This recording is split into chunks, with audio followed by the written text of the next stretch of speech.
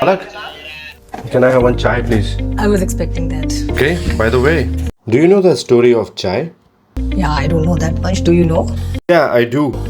Back in 1820, the Britishers were very worried because China had monopoly in the global tea trade. Okay. And they wanted to cut the monopoly of China. The chai used to grow, or the tea used to grow in Assam and northeast, but it was never used as a beverage. It was more used as a medicinal plant. Okay. By the tribes, actually.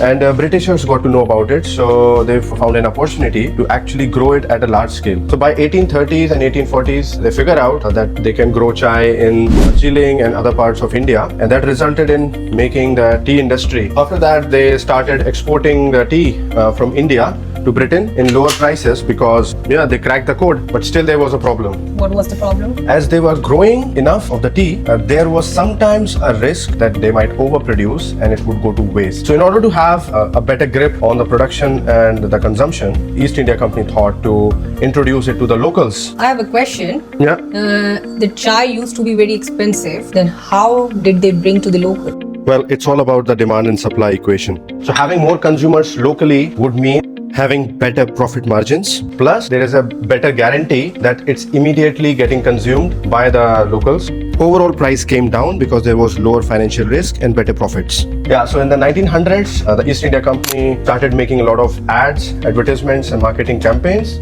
They asked offices to introduce chai or tea to the employees. It was introduced at the railway stations, etc., etc. Normal local people from India were not used to that taste. The tea used to be a little bit bitter. Yeah, so if you just have the tea or the chai, it is just black, But that's where it becomes Indian, You add some spices, nice spices, and a bit of sugar, a bit of milk.